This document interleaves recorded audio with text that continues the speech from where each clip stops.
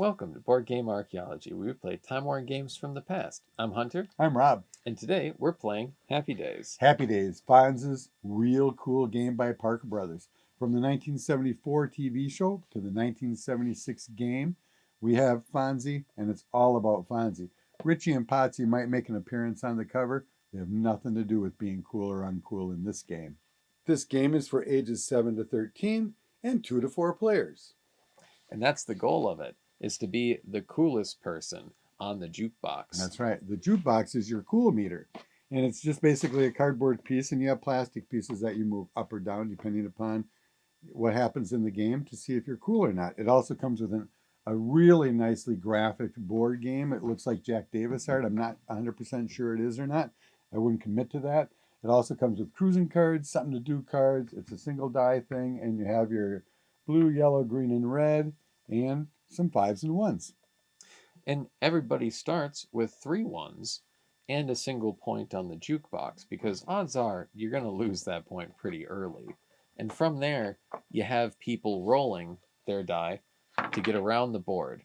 And what you're going to end up finding is things like the beach and the picnic and these different zones where you're able to do your something to do cards. And usually they're assisted by your cruising cards. Yep. And you start on your own home color. So green starts here, yellow, blue, and red.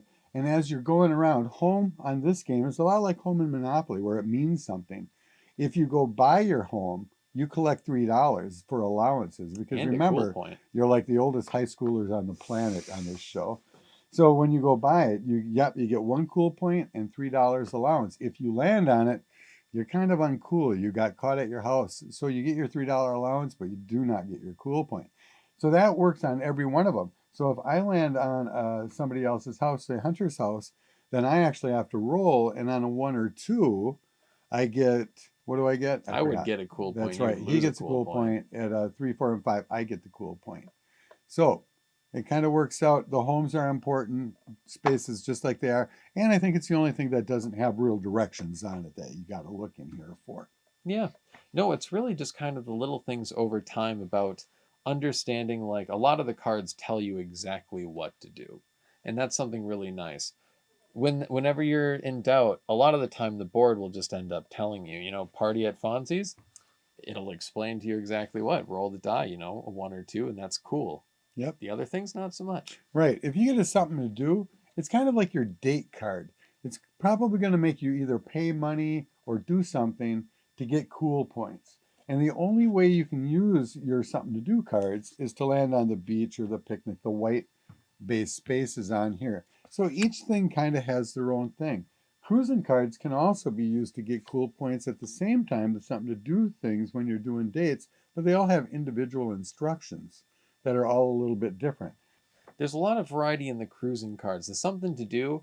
It's pretty, it's like $4 for 3 points and $2 for 1 point and stuff. But the cruising cards, you can get some interesting ones because, yes, they can be stacked with those point cards to get a lot of points in one thing. But you can also have things like odd jobs where you just like get $2 from the bank, but you can only play them on home spaces. It's kind of interesting, the stuff they mixed in with the cruising cards. Yep. And we also have the drag. The drag is in the middle here. And the cool thing about this board that we're playing with right now is actually signed by Henry Winkler right on the drag strip. So back in it looks like 94 or 99, somebody got this board signed by Henry Winkler. But anyway, if you land on drag, you go to this middle thing, and there's a start and a finish and a finish. And you use a single die and roll each die to try to make it through first. Now, when you land on it, if anybody doesn't want to do it, you lose a cool point. But it doesn't make any sense not to do it because the other person only has to say yes, and you automatically lose a point. So whenever you land on drag, I'd say always say yeah, do the drag. Whoever wins, wins too. Yeah. It's a good way to do it. And if you lose, the winner gets to pick on either one of the hey nerds that you land on, which will make you lose a point. And you get to put yourself anywhere you want. So I would always put myself right in front of my house, hoping I get my allowance for some extra dollars there. Yeah.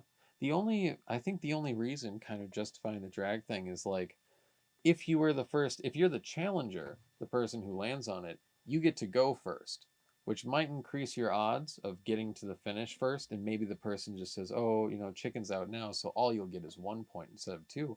That's really the only thing that we could think of. And even then, it's like, kind of want to win anyway. Right, you're losing two and you could have won two, or you're losing one no matter what, and you could win two. You got to go for it. We did find in the early part of the game, when you're not landing on your dates and getting to use your cards, you stay at zero for quite a while, for a couple rounds.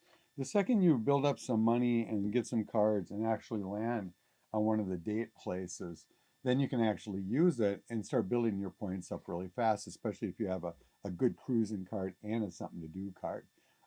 If you got both, you got like 5 points in one round, which was pretty fast and pretty good. So that's really kind of it. There's a couple pieces that tell you what it is, like only two. One of them is collect $5, and the other one is roll one or two for 2 points or lose one. So it's a super easy game. Yeah, it's a really easy game, and I think it looks really nice. It has a lot of reused art and stuff in it, but it's like it has a very nice like visual flair to it. Having grown up with Happy Days, it's very Happy Days. It looks like the jukebox in the opener, and it is, it is what it is. I love the art, and the art really makes it for me, especially the box art and stuff, because it's pretty clean, and I like that kind of stuff. And TV, things always have been cool in my book. Yeah, and here's a picture of me next to the bronze fawn. So we're serious when Yeah. we're talking about all this. And Henry Winkler's still out there doing great stuff. They just finished up Barry, and he was the acting coach on that. And he was in Arrested Development and everything A lot of past stuff that. we Lots like. of great stuff. But thanks for watching. Yeah, and if you want to know more about us, check us out at toyarchaeology.com. You can also find us on Facebook, and please don't forget to subscribe to us and like us on YouTube. We'll see you next time. Bye. Bye.